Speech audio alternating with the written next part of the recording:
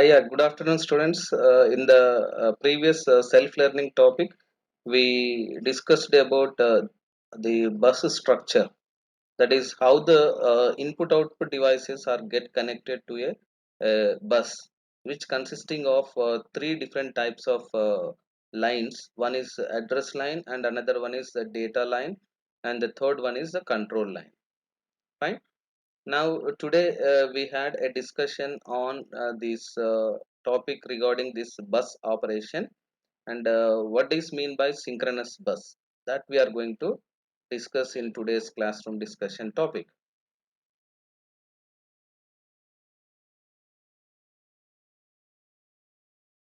So now I would like to share my screen. So,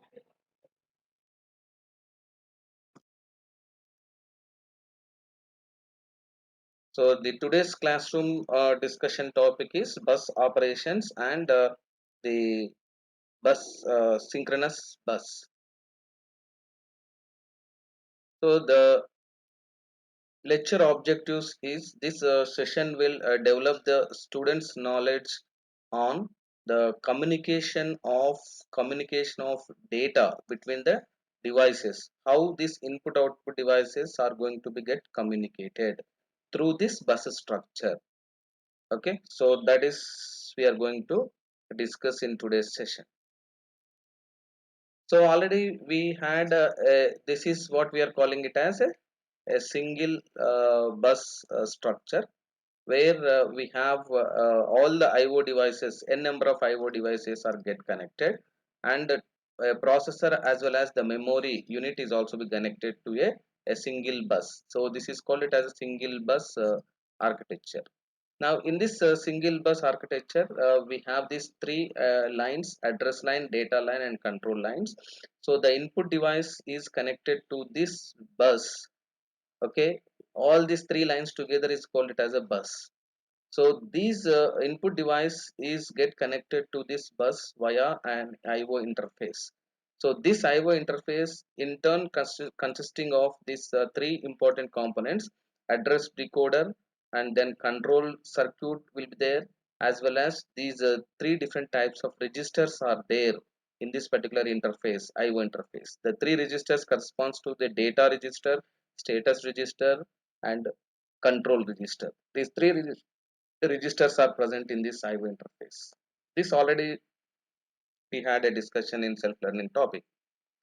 So a bus operation, how we are performing this read or write operation, so that we are going to see here. So a bus requires a set of rules that to be followed. So this set of rules are called it as a bus protocol. Okay, so which is used for uh, communication between these IO devices. Various IO devices can be communicated using this single bus. For that particular purpose, we are following or we are defining some set of protocols which are called as set of rules which are followed by these various IO devices. So this bus protocol determines when a device may place information on the bus, when it may be load the data on the bus into one of its registers, and so on. So like that, this bus protocol will determine when the device is going to place the data, when the device is going to read the data from that registers, control registers, like that. So these rules are implemented by control signals that indicate what and when actions are to be taken. So what action and when has to be taken will be indicated.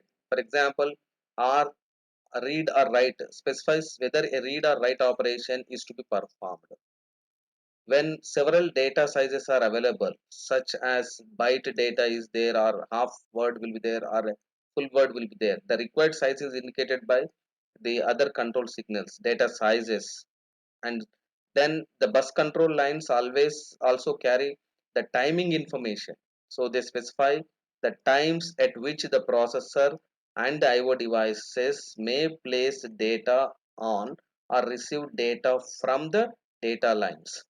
So which is indicated with the timing signals, which is called it as a what we are calling it as here, the processor and the IO devices may place the data, at what time the data will be placed on that data bus, and at what time the data can be received from the data lines by this IO device. So a variety of schemes have been devised for the timing of data transfer over a bus.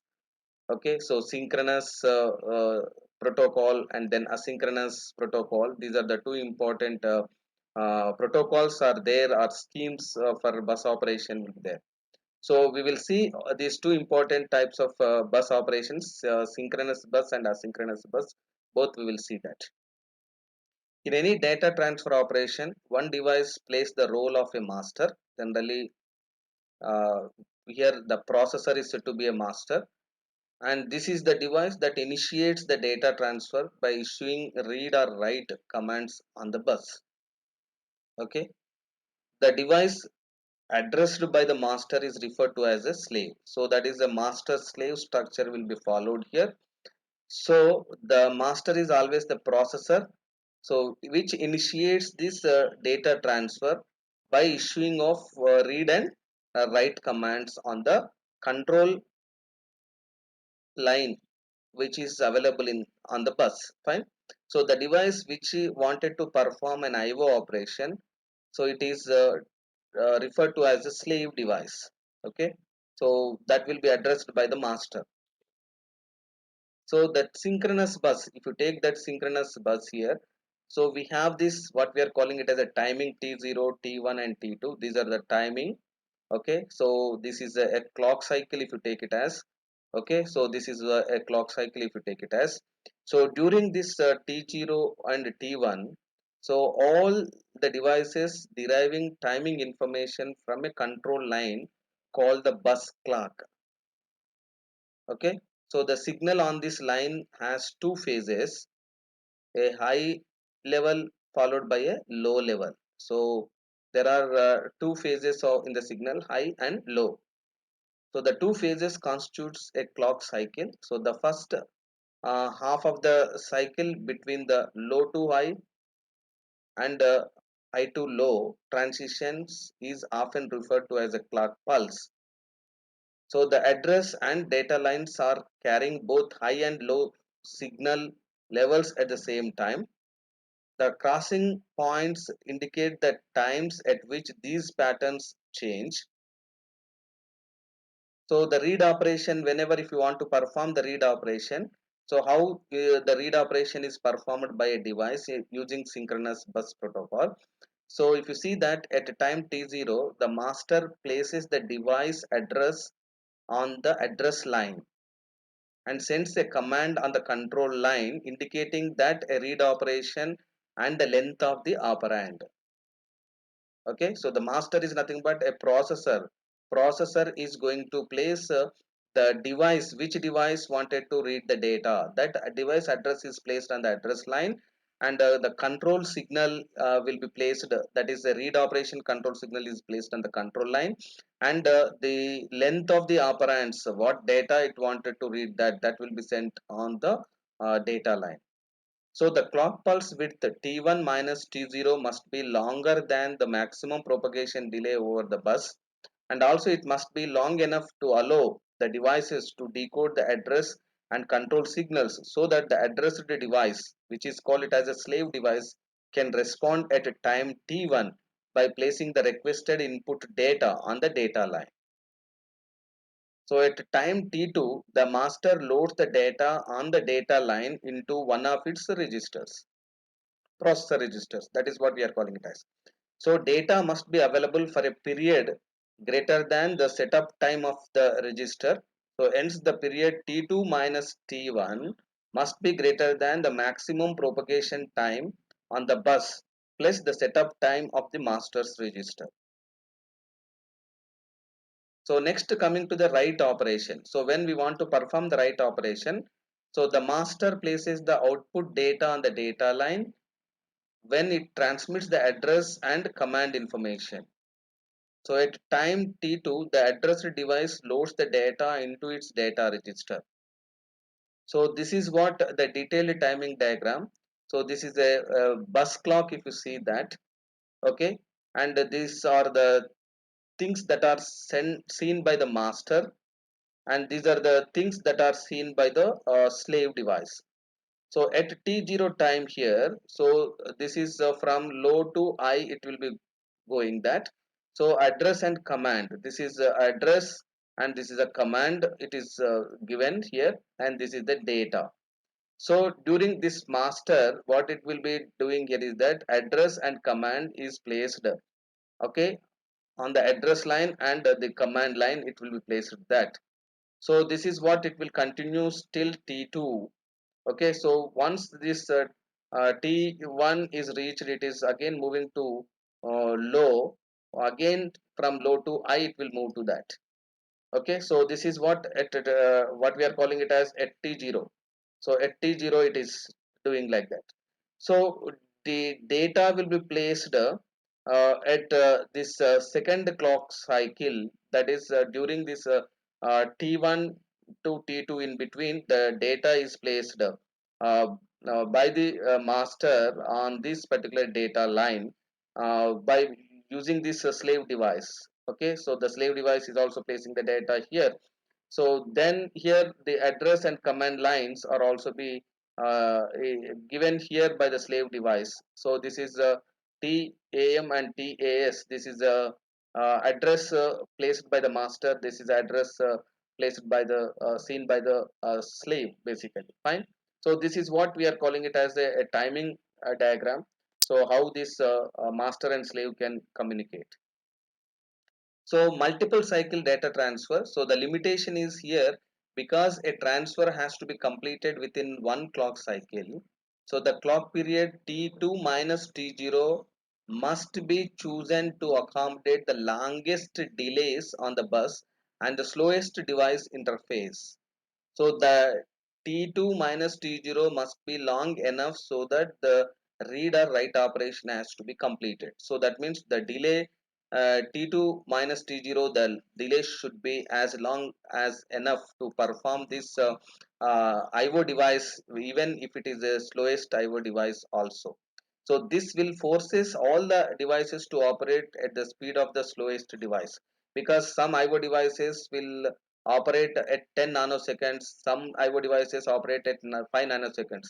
Then irrespective of that, the maximum delay is here 10 nanoseconds. So irrespective of that device, whether it is working below 10 nanoseconds, also it has to wait until 10 nanoseconds. So this will forces all the devices to operate at the speed of the slowest device.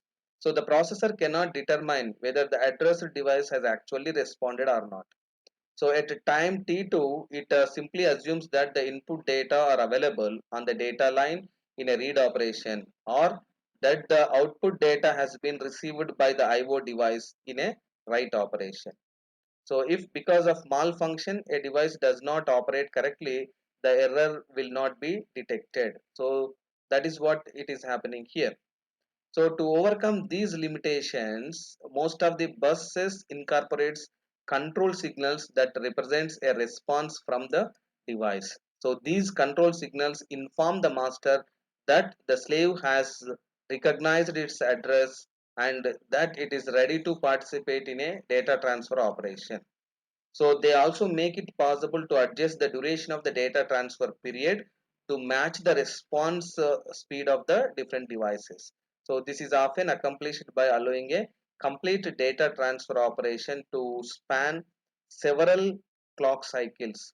Then the number of clock cycles involved can vary from one device to another device. So that is what we are calling it as here. Instead of a single clock cycle, the data transfer has to be completed. Now the data transfer can be completed in multiple clock cycles. That is the reason it is called it as a multi-cycle data transfer, because different devices will have a different response speeds. So the data transfer rate will be different for different IO devices. So this is what we are calling it as a multiple cycle data transfer. Here if you see that, so this is a clock cycle. So this is during one clock cycle, so we have one cycle here, this is the second cycle will be there, so this is the third cycle will be there, and this is the fourth cycle will be there, like that. So this is the clock. So during this clock cycle one, so the address lines will be there here, and this is the command, and this is the data transfer.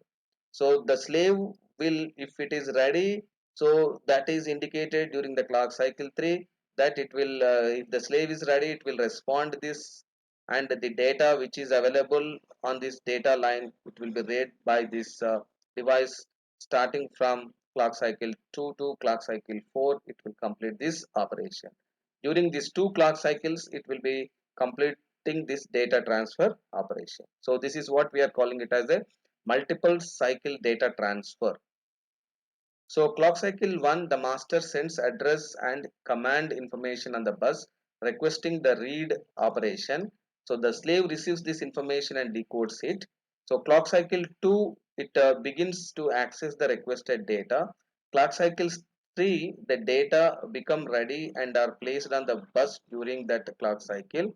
The slave asserts a control signal called slave ready at the same time. The master loads the data into its registers at the end of the clock cycle. So the slave removes its data signals from the bus and returns its slave ready signal to the low level at the end of the clock cycle 3. So the bus transfer operation is now completed, and the master may send a new address and command signals to start a new transfer in the clock cycle 3. Fine. So this is what we are calling it as a multiple cycle data transfer. Fine. So now it is the reflection spot. So what is meant by a synchronous bus? Any students can able to answer this? Fine. So now moving on to this lecture level practice problem. This is what this lecture level practice problem here. The maximum propagation delay on this bus is 4 nanoseconds, and the bus master takes 1.5 nanoseconds to place an address on the address line. Slave device requires 3 nanoseconds to decode the address and a maximum of 5 nanoseconds to place the requested data on the data line. So if input registers are connected to the bus have a minimum set of time of 1 nanoseconds, assume that the bus clock cycle has a 50% duty cycle. So that is the high and low phases of the clock cycle are of equal duration. Then you have to compute what is the maximum clock frequency for this particular bus. Fine. So any doubts you have? So after completion of this session, this is what the lecture outcome is, that you are able to compute the delay time, what the devices are able to make use of this synchronous bus, and you are able to understand the communication of data between the devices. Okay, so thank you students, thank you one and all.